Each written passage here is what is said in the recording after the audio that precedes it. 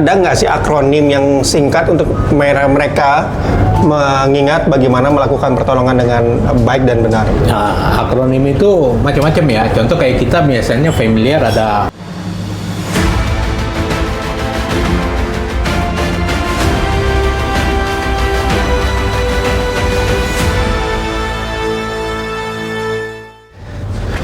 Halo, assalamualaikum warahmatullahi wabarakatuh. Waalaikumsalam. Salam sejahtera, salam sehat buat semuanya. Ketemu lagi dengan saya Kurniawan Akepunyakur di Kursus Renang Indonesia. Nah, hari ini kita kedatangan tamu dari mana ya?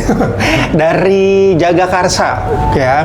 Beliau adalah salah satu expert di bidang pertolongan pertama yang hari ini sudah mengisi materi di pelatihan renang lisensi D Kursus Renang Indonesia. Nah, kita tanya-tanya seputar pertolongan pertama dengan beliau. Halo, selamat pagi. Ya, kita panggilnya, kalau kita panggilnya KW, ya, nama lengkapnya Winggit Wiguno. Oke, gimana? Boleh ya, KW. Kenapa sih mau mengisi acara di lisensi D? Nah, kalau lisensi D ini kita yang terakhir ini yang keberapa ya?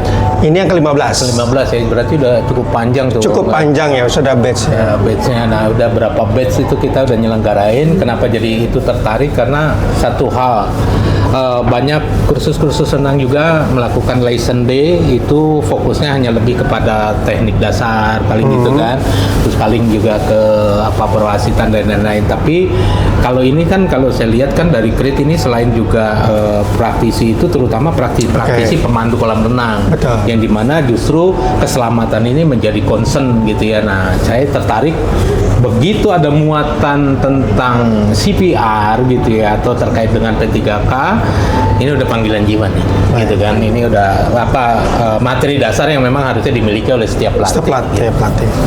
Itu sih makanya kenapa saya mau tertarik ya, udah girohnya kalau udah kayak gitu kan, udah girohnya. Jadi, ini penting buat mereka. Jadi basicnya paling tidak juga kita kan mengedukasi mereka tuh. Betul. Bahwa jadi pelatih itu nggak cuma sekedar ngajarin renang, tapi di balik itu semua kegiatan itu kan kita ada di area yang nggak stabil. Betul. Nah, itu tentu memiliki satu resiko cedera yang nggak kita sangka-sangka gitu ya. Nah, pelatihan CPR ini salah satu materi ya, keterampilan yang memang wajib untuk dimiliki oleh tiap pelatih. Begitu insiden itu terjadi maka mereka siap. Baik. Oke, itu tadi kan memang setiap pelatih tadi sudah diajarkan, sudah dilatih bagaimana melakukan pertolongan. Ada nggak sih akronim yang singkat untuk mereka mengingat bagaimana melakukan pertolongan dengan baik dan benar? Nah, akronim itu macam-macam ya. Contoh kayak kita biasanya familiar ada KRABC, gitu ya. Nah, KRABC itu K-nya itu adalah menyangkut masalah menilai keamanan. Keamanan itu sebagai pelaku kan kita harus aman dulu nih sebelum masuk gitu ya. Jangan sampai kita nolong orang tapi kita beresiko untuk cedera. Nah, terus juga pada saat kita tolong si korban juga, waktu kita tolong juga kondisinya harus kondisi yang aman. Karena tujuannya jangan sampai kita nolong terus menimbulkan cedera lebih parah. Nah, terus yang ketiga adalah keamanan untuk lingkungan. Nah, lingkungan ini, faktor lingkungan adalah lingkungan area kita tolong itu harus clear, harus aman, jangan sampai terjadi satu bahaya susulan, atau bisa juga jangan sampai lingkungan ini juga kan faktornya selain lingkungan juga ada masyarakat. Ya. Masyarakat yang terus mereka berkerumun ini juga harus dijaga, mereka juga jangan sampai beresiko untuk cedera. Nah, terus juga ada R. R-nya itu respon. Yes. Nah, respon ini adalah menilai orangnya sadar atau tidak. Karena nolong orang sadar sama nggak sadar agak berbeda nih, gitu ya. Nah, terutama yang paling bahaya adalah respon ini. Kenapa penting? Karena korban tidak sadar itu berbahaya untuk awam. Kenapa? Karena kecenderungan awam korban tidak sadar dia selalu dibaringkan. Nah, kondisi berbaring ini ya itu bisa berisiko penyumbatan jalan nafas. Oleh apa? Oleh otot pangkal lidah. Sebenarnya bukan lidah yang tertelan, tapi lebih kepada otot pangkal lidah yang bisa menyumbat jalan nafas. Nah, ini untuk kondisi orang tidak sadar. Nah, terus juga KRA, A-nya adalah airway. Airway ini jalan nafas. Yang penting untuk diperhatikan pada korban-korban tertentu, terutama korban tidak sadar. Lihat bagaimana posturnya, lihat jalan nafasnya. Ada resiko dia tersumbat apa enggak? contoh kayak gini, banyak karena dia itu kalau jatuh cenderung tertekuk misalkan tertekuk, kepalanya. Nah, kalau si kepala tertekuk itu resiko jalan nafas tersumbat. Yang paling mudah deh, kalau contoh orang stroke jatuh di kamar mandi, makanya jadi sangat berisiko tinggi. Betul. Nah, karena kalau di kamar mandi dia jatuh, kadang ada orang di situ. Betul. Posisinya misalkan dia bersandar di tembok, posisi tertekuk, itu kelamaan tuh nggak ditolong tuh. Nafasnya bisa berhenti. Nah, ini bahayanya. Oh, berarti kerusakannya ketika nafas berhenti ya? Iya, kan kalau misalkan itu terjadi, ada kemungkinan masih bisa ditolong. Seharusnya kan begitu kan, tidak selalu jantungnya langsung berhenti kan. Nah, tapi jantung itu akhirnya jadi berhenti dikarenakan jalan nafasnya tersumbat. Baik. Gitu. Nah, itu di airway. Nah, setelah kita buka jalan nafas, ada teknik. Ya, contoh kalau kasus-kasus di kolam renang apa yang kecenderungan resiko untuk cedera tulang belakang atau tulang kepala itu kecil, ya Anda bisa lakukan dengan teknik namanya tekan dahi angkat dagu atau head tilt chin lift ya atau HTCL biasanya. Nah, itu dengan cara menekan dahi terus mengangkat dagunya supaya dia mendongak sebenarnya. Karena dengan mendongak itu akhirnya jalan nafas terbuka, otot tertarik. Ada juga kalau resikonya itu cukup besar, ada kecenderungan resiko di kepala, tulang belakang, itu bisa dengan jaw thrust, dengan cara menahan rahang bawah supaya jalan nafas terbuka. Nah, itu untuk airway.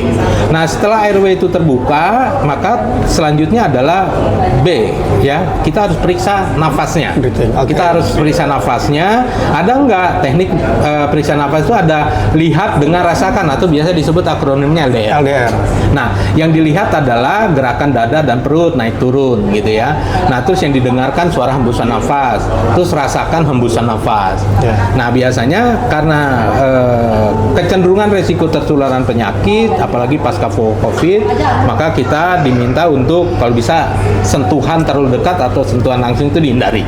Makanya cukup dengan Anda menengadahkan, lihat tanda-tanda pernapasan dari perut dan dada sudah cukup. Nah, terus breathing, pernapasan, ya. Anda boleh memberikan teknik apabila dia tidak bernapas, itu memberikan 2 kali nafas buatan. Nah, tapi ini juga ada protokolnya, gitu ya. Untuk awam kecenderungan itu justru hindari. Karena satu hal yaitu resiko tertular penyakit. Apalagi kalau kita tidak menggunakan alat proteksi diri atau APD. Nah, ini juga biasanya dihindari kalau memang Anda terlatih dan Anda yakin boleh Anda lakukan itu. Nah, terus juga ada breathing lalu sirkulasi. Artinya yang dicek itu adalah detak jantung melalui melalui nadi. Bisa nadi di tangan, bisa nadi di leher atau karotis. Nah, itu untuk ngecek apakah jantungnya berdenyut atau tidak, ada tanda-tanda jantung bergerak atau tidak. Nah, itu KRABC ya. Nah, terus ada juga sebenarnya kalau dilihat D, misalkan contoh orangnya sadar tapi dia nggak bisa bangun, suruh angkat kaki, kedua-duanya nggak bisa, satu aja misalkan. Nah, yang nggak bisa ngangkat ini bisa kita curigai apakah mungkin dia ada cedera kayak gitu ya. Nah, itu KRABCD itu bisa menjadi langkah awal teknik dasar untuk melakukan tindakan pertolongan pertama. Baik. Itu kan ya betul ya. Kadang kita sudah mengingat sesuatu ya, misalnya tadi kayak KRABC ya. Kayak sama ya, sama KRABC sama DRABC sama ya. Nah, kadang kalau kita lagi ingat ya oke. Terus kalau kita lagi panik, kan jadi lupa semua tuh akronim. Langkah-langkahnya jadi lupa. Kalau kita lupa sama semuanya, apa yang harus kita lakukan? Kadang begini, biasanya kalau orang terlatih ya seharusnya sih nggak lupa 100% kan. Betul. Begitu ya. Paling dia gugup sehingga urutannya aja yang kacau. Nah, yang pertama yang harus diperhatikan pada saat kondisi di mana kita jadi nggak concern itu, yang pertama adalah keamanan dulu. Itu penting, keamanan yang tadi, keamanan untuk kita, korban dan orang sekitar itu amankan dulu. Nah, pun kalau sampai kondisi itu kita benar-benar lupa, tindakan yang paling tepat itu adalah yang memang tanda-tandanya itu bisa kita lihat. Gitu ya. Bisa aja itu nggak mesti harus berurut kan sebenarnya. Nah, bisa aja kita ketemu duluan, ternyata memang nafasnya udah berhenti, nadinya udah berhenti gitu ya. Sebenarnya sih nggak berurut juga nggak masalah. Gitu. Tapi yang paling penting utamanya yang harus dinilai adalah di awal RABC-nya. Jadi tingkatan kesadarannya korban sadar apa enggak, terus napasnya ada apa enggak, nadinya ada apa enggak. Itu dulu yang utama dinilai. Mau caranya gimana ya nggak masalah. Oke, begitu ya. Jadi memang kita sebagai pelatih renang memang sangat diperlukan keterampilan pertolongan pertama ya. Karena memang faktanya ya tadi ya, pengertian pertolongan pertama itu kan akan kejadian kedaruratan medis ya, atau medis atau cedera ya. Cedera atau trauma yang bisa terjadi di mana aja. Ya. Nah, kolam renang salah satu memiliki dampak resiko yang besar ketika terjadi itu. Ya. Nah, ini jadi pelatih renang juga ini kalaupun ternyata misalkan ya sempatin waktu buat belajar pertolongan pertama. Ya, kalaupun tidak terjadi di kolam renang, ya bisa saja jadi terjadi ketika teman-teman sedang menuju perjalanan ke kolam renang di jalanan, atau malah lagi asik-asik tidur di rumah, tiba-tiba kakak, adik atau orang tua mengalami kejadian tersebut. Nah, jadi ilmu ini bukan hanya sebatas ada di kolam renang, tapi ada di wilayah manapun teman-teman berada. Oke, jadi begitu. Mungkin pesan-pesan terakhir pesan-pesan buat para pelatih supaya tetap semangat. Ya, pesan buat pelatih begini.